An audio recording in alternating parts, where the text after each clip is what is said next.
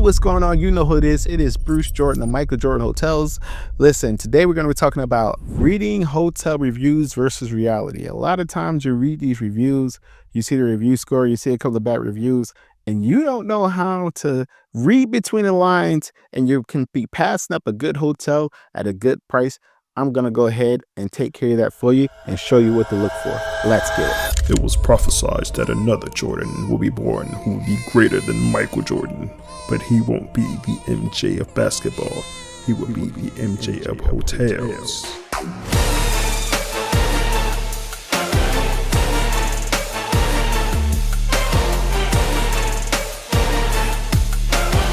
Prophecy fulfilled. This episode was brought to you by the Hotel Revenue Bible, the #1 hotel revenue book that has ever been written. It includes revenue management, digital ads, social media marketing, sales, catering, F&B, and more. Grab your copy today at hotelrevenuebible.com. So I picked out a couple of reviews that I just want to go over. I'm going to go ahead and read these reviews, and you let me know what you think, and I'm going to, of course, let you know what I think. Here, I'm going to use a couple of reviews from a couple of different properties, and these are really bad review scores. Like this one is a 1. I'm not going to say the name of the hotel, but I thought this was crazy. We checked in late at around 11 p.m. We just need a place to sleep for the night, and we're leaving early. Okay, that's cool. When we arrived, the room was warm, but I thought it was because of the AC. It was not on. They really didn't think anything of it. We turned the AC, hoping it'll cool it down. By 1 a.m., it was obvious the AC was broken. It was too late to ask for another room, and we dealt with it and checked out at 7 a.m. Whoa. When I told the attendant at the front desk that they needed to fix the AC in that room, they shook their head in agreement and said, "I know." So you knowingly gave me a room with no AC in Florida during the summer. All right, now breaking this down, They gave it a 1. When I went through all the reviews inside this particular hotel, I didn't see a bunch of AC issues or bunch of AC problems. So this is a one-off. Unfortunately, the way the ACs work, you can clean them, you can service, you can do whatever you want. It's just like the AC in your house. It's going to go out. A lot of times, hotels can't do nothing about that unless they replace them immediately past the warranty. So as soon as the warranty is out, they replace them. But they can go out before the warranty is out. So there's nothing that the hotel, it'd be very difficult for the hotel to deal with the issue like this. The other thing that I thought was a little weird is that the front desk agent shook their head in agreement, saying that they know. So they normally, it's 2 different shifts. She checked in at night. The person that probably is checking her out, it may not be the same person. But you mean the front desk agent normally put them into a room that they knew the AC was broken? That is either, I don't know about that one. I don't know if I'm hoping a front desk agent would not knowingly put someone inside a room with a broken AC. Okay. And I hope this person got a very huge discount or refund. The issue that I have is that it doesn't take that long to figure out that the AC is broken. Like, it doesn't take from 11 p.m. to 1 p.m. to figure out the AC is broken. You turn on the AC, okay, it's not heating up in 5-10 minutes. You put your hand there, you see it's not getting cool. You know the AC is broken. Like, it doesn't take 2 hours to figure that out. So that one was a little bit weird to me. The second thing is, once you figure it out, I still would have just moved rooms. Like, I would have called, "Hey, I need another room. This AC is broken. Just give me another room." I'm not going to deal. I live in Florida. Ain't no way I'm going to deal with a broken AC in Florida, unless it's my house, because the heat and AC guys are so busy. Like, it's hard to get on their list. So no, I'm not going to deal with that.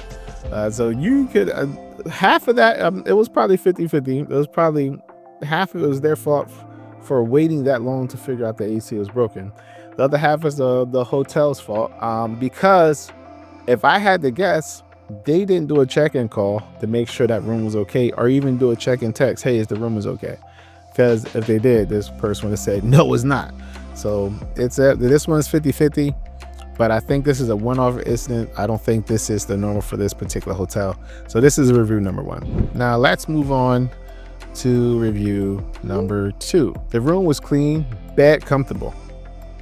The AC was set low, but it was just blowing air like a fan. Unfortunately, the pool and hot tub area was not taken care of nor clean. This was disappointing because we checked in a day before my son's graduation and wanted to enjoy the pool area.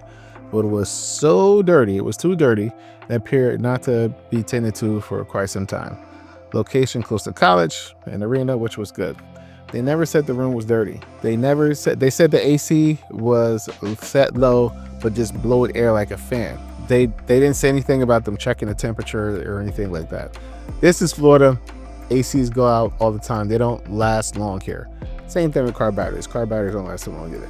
So, and then the pool wasn't taken care of. And it looks like it wasn't taken care of for a long time. One of two things happened. The pool guy, they were in between pool guys, because a lot of the pool guys, they're not as good as you would like them to be, or the maintenance man went on vacation and they didn't have a adequate contingency plan to make sure that the pool was clean. So, but at the end of the day, housekeeping, they didn't say anything about housekeeping because the room was clean and the bed was comfortable, but they still gave this hotel a 1. So you gotta really think, like, would you count this review against the hotel because of those issues? Maintenance.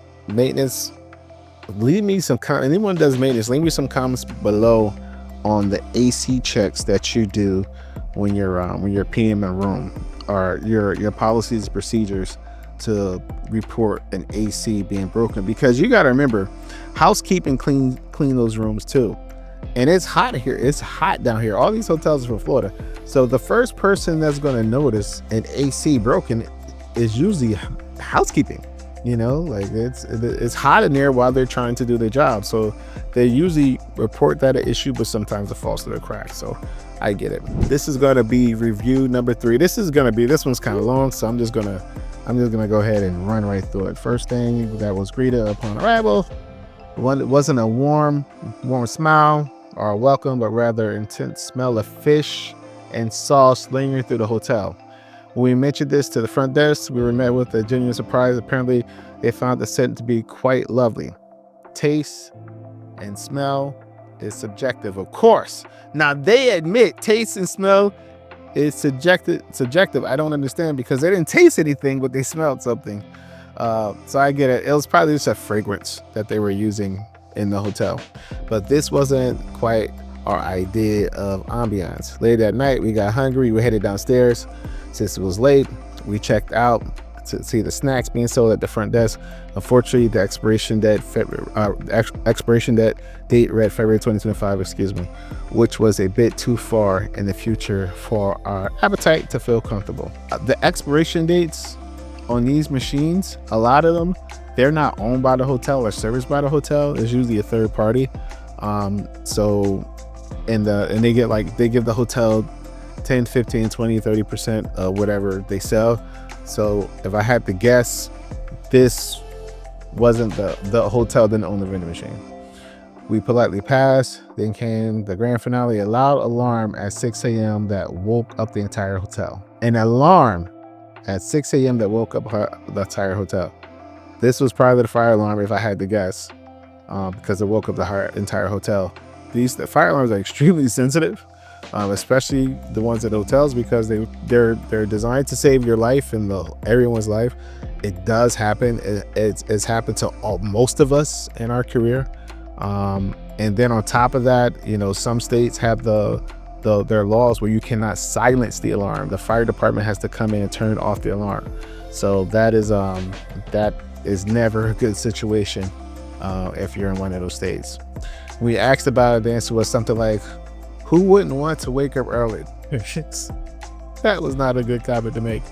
Well, maybe guess who came to relax. These are simply the facts. I left the judgment up to you. Maybe you'll enjoy it more than we did. I believe this is an isolated incident. They have no control of the vending machine, of course, unless they own it. That fragrance, like they said, is subjective. So there's probably a fragrance that they put inside the filter. They usually put it in the front lobby area to make it, seem like it's fresher and or more refreshing when you come in the door. But for it to smell like fish and sauce, that's a good one. I'm like, what? Somebody's in here having a fish fry? What is it, extended stay hotel? What's going on? But they gave this hotel a 1. One thing that stood out is they didn't say the hotel was dirty. They didn't say that the hotel had maintenance issues. They just didn't like the way it smelled, and of course the fire alarm went off and the expiration dates on the vending machine. I don't believe that justifies a 1 review score because of these issues. It's weird because they didn't say anything about spelling it throughout their whole stay, so I guess it probably just happened when they first checked in. So let me know what you think. I want to hear your comments down below. And I want to know the laws in your state is when it comes to like silencing the fire alarm. That's what I want to know. Can you do it, or does fire department have to do it? What's going on there? Now this is review number 4. Hair dryer did not work. Tried to reset it. Didn't work. Asked for an extra blanket. Husband likes a cooler. Have us a sheet. Okay. No warm enough. No free breakfast. We did not have transportation, no place close to walk, no water fountain to drink, no cups in the room. Okay. Hair dryer didn't work.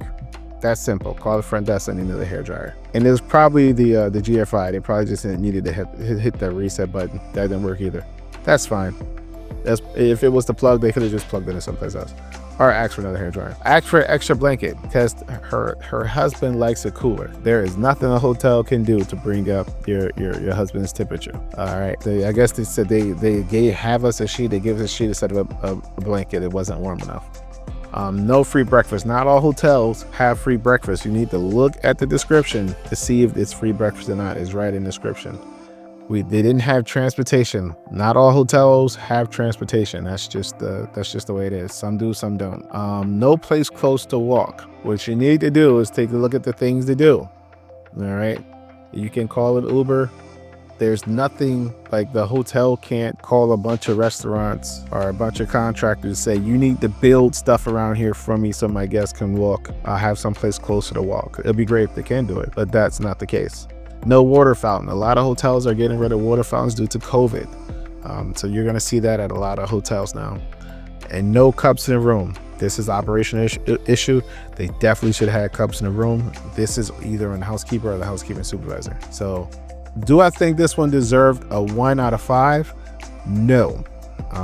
Because I feel like a lot of these issues could have been resolved. Some things can't be resolved. Someplace not close to walk. And her husband likes a cooler. Like the hotel can't resolve that. And of course, no free breakfast. They don't have free breakfast, probably because that's not something that is required by their franchise or something that they want to do in their best interest. So I get it. I just don't think it deserved the 1, but I understand this guest. Let me know what you think down in the bottom. Do you believe all hotels should have free breakfast, or do you think it should be up to the hotel of how they want to run the operation? Thank you for watching another episode. This is Bruce Jordan of Michael Jordan Hotels, signing out. Hey, what's going on? It's Bruce Jordan, the hotel revenue expert. I just want to take a quick second to thank you for watching this video. If you could just do us a big favor and just subscribe to the channel. We have a lot more videos like this, more information, great information about hotels. I'm also the author of the Hotel Revenue Bible. You can get that book on hotelrevenuebible.com. And we are here to answer all your questions. So if you have any questions, just shoot us a quick text at 321-321-2002. That's 321-321-2002. And you can book a revenue call. Go to hotelrevenuecall.com and we can answer any and all your questions. Just make an appointment with me. You'll do one-on-one with me. You'll be able to do one-on-one with me, and we could go ahead and get all your questions answered and see if you have any revenue issues that needs to be resolved. Talk to you soon. Thank you again. Hit that subscribe button. We really appreciate you.